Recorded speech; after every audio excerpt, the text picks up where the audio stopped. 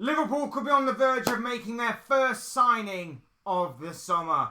Hey guys, welcome to the channel, welcome to another video. Yes, today's video is going to center around the big breaking news from Fabrizio Romano this morning that Liverpool have agreed terms with the Valencia and Georgian goalkeeper known as Giorgi Mamardashvili. Now, this story has been buzzing around in the background of Liverpool for a while, but finally today there has seemingly been a big breakthrough, and that the Reds have seemingly agreed personal terms with the goalkeeper, and now all that remains is for Liverpool and Valencia to strike a fee for him, and he will officially become a Liverpool player. We're going to be talking all about this big breaking news story. We're going to be talking about what Romano has said. We're going to be talking about why this is a bit of an unfortunate position for Mamardashvili to, of course, be in right now. But without further ado, I would like to remind you all to please like the video and also subscribe if you're new. Both things are always and forever greatly appreciated. Get involved with the comment section as well. Let me know your thoughts, your comments, opinions, predictions, feelings, whatever you want to call it. That'll make for great interest in reading, I'm sure, down below. Use and abuse that comment section, people. I'm sure it'll make for interesting and great reading. Otherwise, let's get into the video. Let's talk Giorgi Mamardashvili and a potential move on the cards to Liverpool. So, this story, like I say, has been buzzing around for a while. There's always been rumours and whispers in the background that Liverpool have been looking at a contingency plan for their goalkeeping situation. We know that obviously Alisson Becker's the #1 goalkeeper. We know that Kieran Kelleher is a second choice goalkeeper.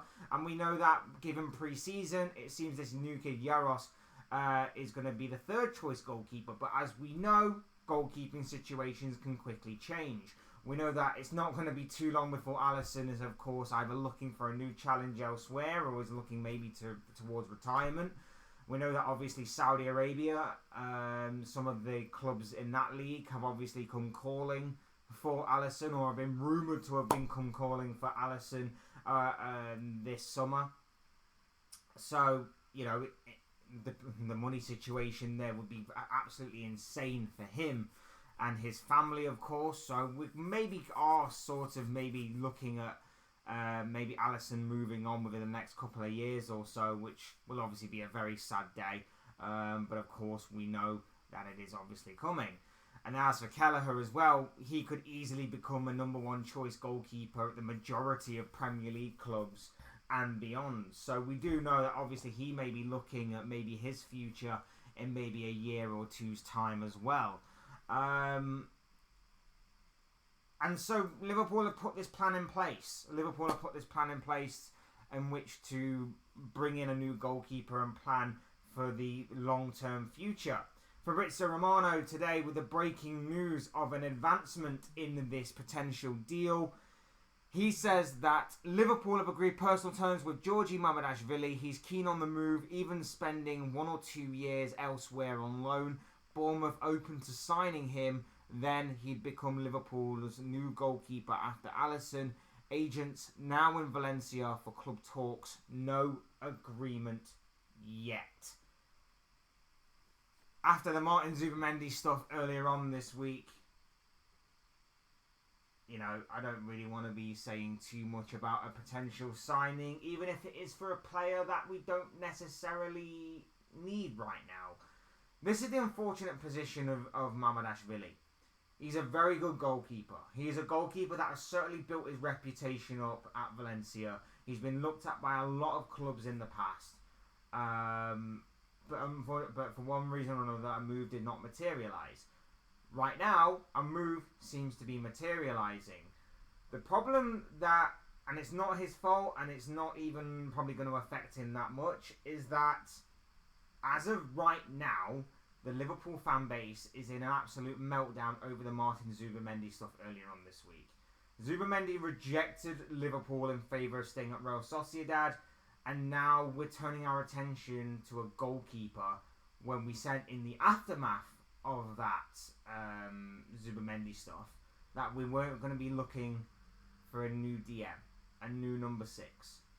If this goalkeeper was to come in alongside a new #6 and maybe even potentially a winger, we'd be looking at this as a bit of a fantastic deal, especially given the sort of long-term project of him and the sort of plan we have in place for him to be loaned out, I think, as as Romano says, Bournemouth could be an option. He builds up a couple of years of Premier League experience. We then look at him in a couple of years' time and we go, that loan move was successful. We can now bring him into the fold. Or we can go, actually, you know what? Maybe not the best. We can move him on. Whatever the case may be. I think obviously it's going to work out. It's going to be long term. He is a good enough goalkeeper. We saw that at Valencia. We've seen it with Georgia at the Euros that he was pretty decent as well. We move on. But in saying all of that, like I say, we're not going for number 6, but yet we're planning for a goalkeeper that hasn't even left yet. This just shows you how much this club looks towards the future rather than live in the present. You've got a fantastic opportunity to bridge the gap on the likes of Manchester City especially and Arsenal by going out there and splashing the cash and spending it on good players, players that we need, players that fit the criteria of the system that Arne Slot wants to play. And yet your main focus has since switched from a number 6, which you said yourselves you wanted to sign. You said that was your top priority. Your own players are coming out and saying we need more signings. Your own defensive midfielder who was starting in that role last season even comes out and says we will benefit from buying a new defensive midfielder. You have their one target completely fall through and slip through your fingers, and now you're not going to buy anyone to replace them. You're not going to buy anybody as an alternative, but you're going to look at a goalkeeping situation, which is arguably the one position in this entire Liverpool squad that does not need fixing right now. And I know the plan is for long-term thinking, but again, the Liverpool fan base aren't going to take too kindly to this potential news. And it's not on Mamardashvili. It's not on him whatsoever. He's just an unfortunate. He's just in an unfortunate position. He's just in the wrong place at the wrong time. Because if we actually did go out and we bought a DM, if we actually did go out and buy a winger, say for example, maybe even a left back, we'd be sat here right now welcoming with open arms Mamardashvili. And maybe we still will. I certainly will, because I like this goalkeeper. But at the same time, that does not excuse FSG for the absolute car crash and train wreck of the Zubamendi stuff. This does not excuse the fact that we are not addressing, or seemingly going to be addressing, the number 6 position in this squad. This is completely inexcusable. I'm treating this as two separate things. I like the signing of Mamardashvili, but at the same time, I'm not happy with the way that we are just shifting targets and seemingly not going after a target simply because we didn't get plan A. That's why you have a plan B. Because surely plan B, although it's not the perfect scenario, is still better than nothing. Surely plan B in that particular position, which is going to be so important, so influential and so vital to Liverpool, is better than nothing. A plan B in that area is better than what we have, I would imagine. A plan B in that area is going to be better than Wataru Endo, who, in my opinion, does not fit what Arne Slot is trying to play. A plan B in that position is going to be a lot better than than Tyler Morton or Stefan Bajcetic, who may be decent enough in that role, may be decent in terms of where they are, in terms of their progress and their potential and their promise, but at the same time, they are still young kids who lack experience and are not going to be able to survive the full season of Champions League football, Premier League, and going deep, hopefully, in the domestic tournaments as well. I feel sorry for him a little bit. He's being put in this position by the club. It's wrong. I'd like the goalkeeper. I somewhat don't mind the plan of the goalkeeper, in all honesty, if I'm being completely honest. I just think this is really poor timing. I think this could have been done a long time ago. I don't understand why this wasn't done a long time ago. If this was the plan, I don't understand why this wasn't done very much earlier in the transfer window. This bit strikes me as odd. I don't understand why the news is just dropping now. Are you trying to again PR spin it in which it's like, hey, we've signed someone, get excited, get happy because we did what you wanted? No.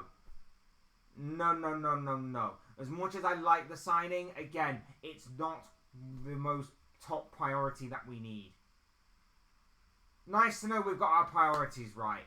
Nice to know we've seemingly switched our priorities in the past 2 weeks from going from a number 6 that we definitely do need, and the club even put out that as their top priority, to now, we don't need a DM.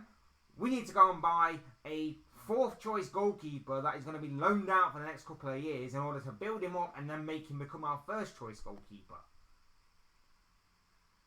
What the hell is all this about? If this is to try and cover up for the complete train wreck of the Martin Zubimendi saga, you've not succeeded. It's absolutely ridiculous. Look, I like Mamardashvili. I like him. I think that this could definitely work out. But don't let FSG, Michael Edwards, Richard Hughes just get away with it just because we finally made a signing. Or on the verge of making a signing. I don't even want to speak too soon given the Zubimendi stuff about the signing, because someone else could probably swoop in. Real Madrid will probably swoop in for him just to really, really annoy us. Just to really rub salt in. Like, obviously, again, it may not happen, and I may just be pulling the name out of thin air there. But, you know, it wouldn't surprise me, it wouldn't shock me if that was to happen. So, we shall see. We shall see how this goes. But I do like the goalkeeper. I do like the signing. I do like the long-term plan. But at the same time, this is not a priority. This is not what we definitely need. This is not what we desperately need. This is not what we need for the immediate future. And I do hope that we're not blinded and we're not distracted by a shiny new toy, when really, in reality, we need to be on these people to actually go out there and make a difference to this squad for the immediate future rather than the long-term future. I think Mamardashvili can fit in. I think he'll do really well. And I think that the plan of loaning him out for the next couple of years will serve Liverpool greatly in the long run in terms of a goalkeeper. No doubt in my mind about that. But he's not the right player at the right place at the right time. That's just the unfortunate situation of Mamardashvili. That is the unfortunate situation we as fans are in. And it's the ownership's fault. It's Michael Edwards' fault. It's Richard Hughes' fault. Simple as that. Simple as that. But look, those are just the thoughts, comments, opinions, predictions, feelings, whatever you want to call it, of this guy. I want to know what you guys think. What do you make of this Giorgi Mamardashvili news about him agreeing personal terms with Liverpool? Let me know what you guys think and feel about the potential of Liverpool finally signing someone this summer. Let me know what you guys are thinking and feeling down below in the comment section. Your thoughts, your comments, opinions, predictions, feelings, whatever you want to call it, makes a great interesting reading. So please do use and abuse that comment section. All for that, my friends. I would love to hear what you all have to say on this potential transfer situation. Otherwise, hit the like button on the way if you enjoyed the video. Subscribe if you are new or want to see more content like this. Both of those things will be greatly appreciated. And as always, thank you all so much for watching and listening. I've been Fletch. This has been another Fletch Talks video. And I will see you speak to you all again soon in another video or live stream or whatever it may be. Cheers, guys. Thanks everyone for watching. Take care. Enjoy the rest of your day. Speak to you all again very, very soon.